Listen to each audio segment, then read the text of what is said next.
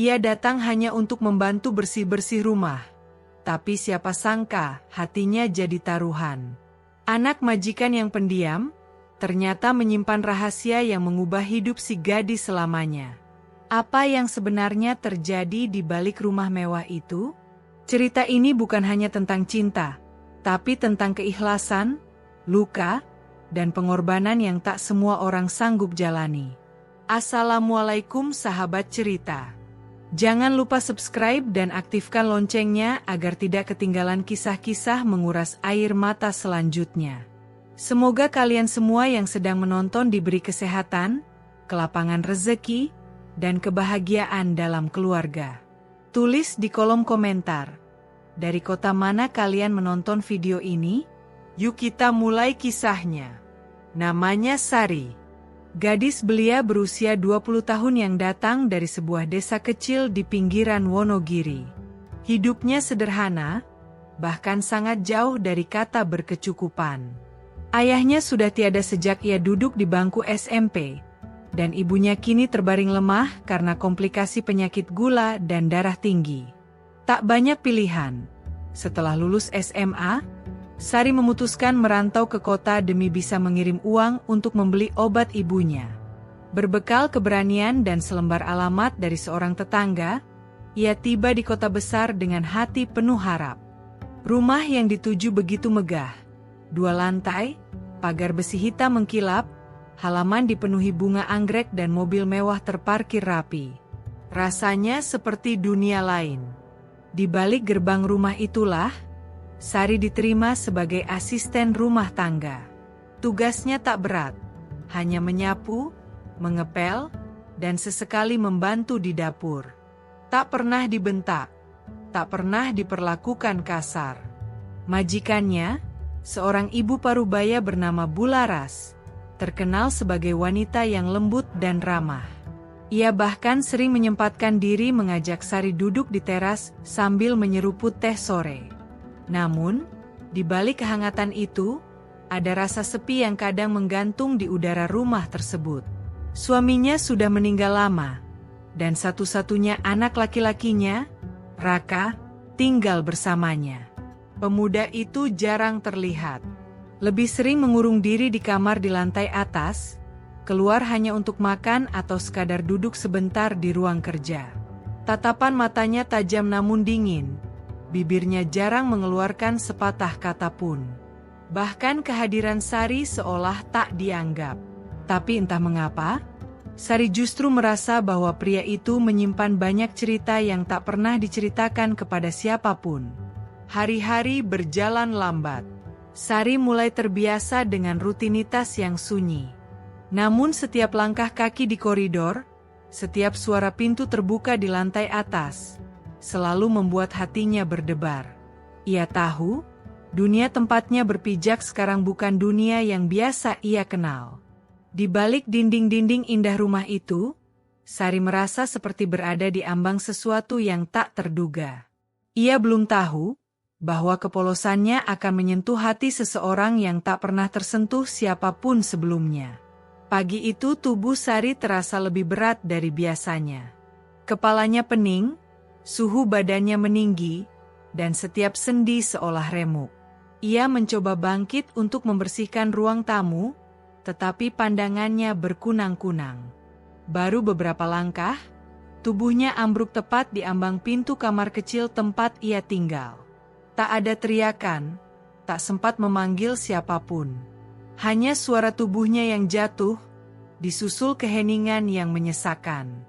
Di tengah kesadarannya yang mulai memudar, samar-samar terdengar langkah kaki terburu-buru dan suara pintu yang terbuka. Ketika membuka mata, ia mendapati dirinya sudah dibaringkan kembali di kasur tipisnya. Di sisinya, duduk seseorang yang paling tak ia duga, Raka. Wajah pria itu terlihat tegang, tangannya menggenggam sendok berisi bubur hangat yang mengepul dalam mangkuk keramik putih. Ia tak banyak bicara, hanya mengisyaratkan agar Sari diam dan makan. Tatapannya tak lagi dingin seperti biasanya, kini lebih tenang, bahkan tampak khawatir. Ia menyuapi perlahan, seolah takut membuatnya merasa dipaksa. Entah bagaimana, perhatian itu menembus dinding hati yang selama ini dibangun rapat oleh jarak dan status sosial. Selama 3 hari, Sari nyaris tak mengangkat tubuhnya dari ranjang. Tapi yang membuatnya terharu bukan hanya karena penyakitnya perlahan membaik, melainkan karena kehadiran Raka yang selalu muncul saat matahari mulai tenggelam. Pria itu membawa air hangat, membelikan obat, bahkan mendongengkan cerita lewat buku yang dibacakan dengan suara rendah di sampingnya. Perubahan itu membuat hati Sari gelisah. Bukan karena takut, melainkan karena tak ingin berharap. Dunia mereka terlalu berbeda, dan hubungan ini tak pernah dimulai dengan niat untuk saling mendekat. Tak ada yang tahu, termasuk Bularas, tentang kedekatan aneh yang perlahan tumbuh di kamar sempit itu. Seperti bunga liar yang tumbuh diam-diam di sela-sela tembok beton, perasaan antara dua insan yang awalnya seperti langit dan bumi kini mulai menemukan cara untuk bertaut. Mungkin bukan lewat kata-kata, bukan pula lewat janji, melainkan lewat diam yang penuh perhatian dan tatapan yang lebih hangat dari matahari sore. Disitulah, tanpa mereka sadari, sesuatu telah berubah. Pelan, tapi pasti. Hari-hari berlalu dengan alur yang tak lagi monoton. Setelah pulih dari sakit, rutinitas Sari kembali seperti semula. Membersihkan rumah, membantu memasak, dan menyiram bunga di taman depan. Namun, ada yang berbeda. Suasana rumah kini tak lagi membisu. Raka, yang dulu seperti bayangan tanpa suara, mulai menunjukkan sisi dirinya yang lain. Ia kerap duduk di meja makan lebih lama dari biasanya hanya untuk mendengarkan celoteh ringan tentang kejadian-kejadian kecil di rumah. Senyumnya, yang sebelumnya hampir tak pernah muncul, kini perlahan menjadi pemandangan yang menghangatkan hati. Satu malam, saat hujan turun deras dan listrik tiba-tiba padam, Sari berniat keluar sebentar untuk membeli obat nyeri kepala di warung depan. Saat ia melewati ruang tamu dengan mantel basah dan senter kecil di tangan, tiba-tiba suara dari balik kegelapan membuatnya berhenti. "Jangan pergi. Di luar gelap dan berbahaya." Suara itu datang dari Raka, yang berdiri di balik pintu dapur dengan wajah serius. "Kalau terjadi apa-apa, aku tak tahu harus bagaimana," lanjutnya lirih. Kalimat itu membuat dada Sari bergetar. Bukan karena takut, tapi karena ada ketulusan yang mengalir dari suara itu, tulus dan hangat seperti bara yang mengusir dinginnya malam. Sejak malam itu, hubungan mereka semakin dekat namun tetap diam-diam. Tak ada yang berubah secara kasat mata, namun setiap gestur kecil menjadi penuh makna. Raka kerap menitipkan buku bacaan lewat meja dapur, menyelipkan bunga kecil di atas nampan makanan, atau sekadar menuliskan pesan singkat, "Jangan lupa istirahat," di atas tisu dapur. Semua itu sederhana, tapi membuat hari-hari Sari terasa begitu berbeda. Perasaan asing yang awalnya ia abaikan, kini tumbuh perlahan menjadi sesuatu yang sulit ditepis. Namun di balik kebersamaan itu, ada batas yang tak bisa mereka tembus. Sari tahu dirinya hanya seorang pembantu. Ia tak pernah bermimpi menjadi bagian dari dunia tempat Raka berasal. Tak ingin salah menafsirkan perhatian yang diberikan, Sari menjaga jarak secukupnya. Tapi ia pun tak bisa membohongi perasaan sendiri, bahwa setiap kali mendengar langkah kaki Raka menuruni tangga, jantungnya berdebar lebih cepat dari biasanya. Diam-diam ia mulai merindukan sosok itu, bahkan saat belum benar-benar pergi. Waktu berjalan seperti bayangan senja, lambat dan menyisakan cahaya lembut di balik dinding perasaan yang rumit. Di balik kesederhanaan kehidupannya di rumah besar itu, Sari sedang berdiri di ambang pintu sebuah cerita yang jauh dari bayangannya saat pertama kali menginjakan kaki di kota ini. Cerita yang belum jelas ujungnya, namun jelas telah mengubah arah hatinya. Setelah berminggu-minggu dirawat, kondisi Bularas mulai membaik. Ia akhirnya pulang ke rumah dengan tubuh yang masih lemas tapi wajah yang lebih cerah. Kedatangannya disambut Sari dengan senyum hangat dan air mata haru. Meski tak pernah menganggap dirinya bagian dari keluarga itu, Sari merasakan sesuatu yang berbeda saat Bularas menggenggam tangannya dan berkata pelan, "Terima kasih ya, sudah bantu jaga Raka dan rumah ini." Kalimat itu sederhana, namun cukup membuat hatinya bergetar.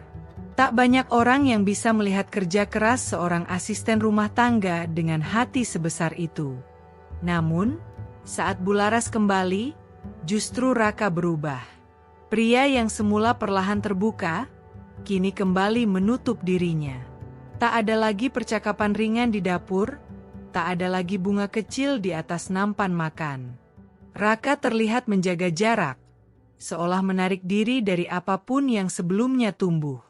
Sari mencoba mengerti, mungkin karena kehadiran sang ibu, mungkin karena merasa apa yang terjadi di antara mereka terlalu kabur untuk dijelaskan. Tapi perubahan itu menyisakan ruang hampa di hati Sari, seolah sesuatu yang sempat berbunga kini layu bahkan sebelum sempat mekar. Sampai pada suatu pagi, saat rumah dalam keadaan tenang, Bularas memanggil Sari ke ruang tamu. Degup jantungnya berpacu cepat, takut jika mungkin ada kesalahan yang tak disadari. Namun yang terjadi justru di luar dugaan. Di hadapannya, Bularas menyodorkan sebuah amplop putih dan senyum yang penuh ketulusan. "Raka menitipkan ini untukmu," ucapnya pelan. Sari menerimanya dengan tangan gemetar, belum sepenuhnya paham apa isi amplop itu. Ketika dibuka, matanya membulat. Sebuah surat penerimaan kuliah dan sejumlah uang untuk biaya pendaftaran terselip rapi di dalamnya. Seakan dunia berhenti berputar untuk sesaat. "Dia bilang kamu punya potensi. Dan dia ingin kamu punya masa depan yang lebih baik," lanjut Bularas, masih dengan suara lembut. "Dia tahu kamu tak akan mau menerimanya langsung dari dia." Sari hanya mampu mengangguk pelan. Di dalam amplop itu bukan hanya selembar surat dan sejumlah uang, tapi juga harapan, pengakuan, dan bentuk kasih sayang yang tak butuh kata-kata untuk menjelaskannya. Semua itu adalah bentuk perhatian dari seseorang yang memilih mencintai tanpa menyusahkan. Bersamaan dengan surat itu, Raka tak pernah lagi menunjukkan dirinya secara langsung. Tapi jejaknya tertinggal di setiap detail kehidupan Sari. Dalam tisu bertuliskan pesan kecil, dalam cara pintu kamar terbuka sedikit lebih awal, dalam makanan yang tak pernah lagi ia siapkan sendiri. Cinta itu tetap tinggal, meski sosoknya perlahan menjauh.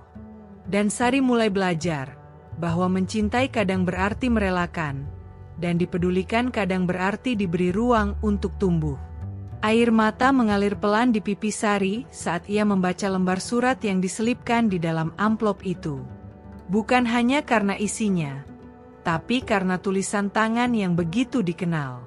Tulisan Raka. Kalimat-kalimatnya sederhana, tapi mengandung makna yang lebih dalam dari 1000 percakapan yang pernah mereka jalani. "Kamu layak mendapatkan kehidupan yang lebih baik. Aku tahu ini bukan cara yang biasa, tapi ini caraku menunjukkan bahwa kamu berarti." Kalimat itu membuat detak jantung Sari tak beraturan.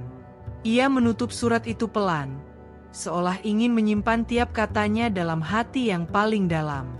Di hari-hari berikutnya, Sari menjalani rutinitas dengan rasa yang campur aduk. Di satu sisi, ada rasa haru dan syukur atas kesempatan yang tak pernah ia minta namun begitu besar artinya.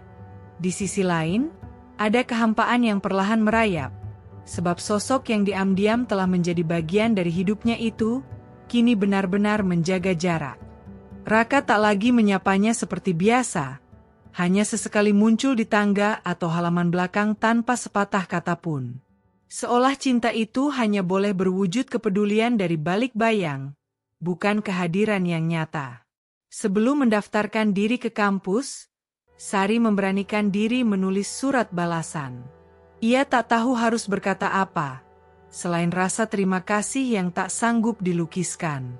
Ia meninggalkan surat itu di atas meja kerja Raka, bersama sekuntum bunga melati yang baru dipetik dari taman. Tak berharap dibalas, tak berharap ditemui, hanya ingin menyampaikan bahwa perasaannya pun tumbuh. meski tak punya tempat untuk berteduh. Waktu terus berjalan, dan keputusan pun dibuat. Sari akhirnya meninggalkan rumah itu, bukan karena terusir, tapi karena harus melangkah ke dunia yang lebih luas. Ia melanjutkan kuliah dengan semangat dan tekad yang lebih kuat dari sebelumnya. Di kampus, ia bukan hanya dikenal sebagai mahasiswa yang rajin, tapi juga sebagai pribadi yang penuh ketulusan dan rendah hati. Tak banyak yang tahu, di balik senyumnya yang tenang, ada satu sosok yang diam-diam menjadi alasan langkahnya menjadi begitu tegap. Bertahun-tahun berlalu, hingga pada hari kelulusan, Sari kembali ke rumah besar tempat segalanya bermula. Bukan lagi sebagai pembantu, bukan pula sebagai tamu. Ia kembali sebagai seseorang yang telah menyelesaikan perjalanan panjangnya. Dan di depan pintu rumah itu, Raka berdiri menunggu dengan senyum yang tak pernah ia lihat selama ini. Senyum penuh keberanian, seolah ingin mengatakan bahwa penantian telah usai. Bukan lagi cinta dalam diam, tapi cinta yang siap diperjuangkan, dengan restu dan keberanian yang baru tumbuh. 5 tahun berlalu seperti aliran sungai yang tenang namun tak pernah berhenti. Banyak hal berubah. Dunia Sari tak lagi dibatasi oleh dinding dapur dan suara pel dari lantai ke lantai. Kini, ia berdiri di hadapan dunia yang lebih luas, dengan gelar sarjana di tangan dan senyum bangga yang menghiasi wajah ibunya yang kini sehat. Perjalanan yang dimulai dari kamar sempit pembantu itu membawanya ke ruang-ruang kelas, perpustakaan, bahkan seminar-seminar besar yang dulu hanya bisa ia dengar lewat televisi. Tapi, di balik semua itu, ada satu ruang di hatinya yang tetap sunyi. Ruang yang dulu sempat diisi oleh sosok yang datang dalam diam dan menghilang tanpa pamit. Selama masa kuliah, tak sekalipun Sari mendengar kabar dari Raka.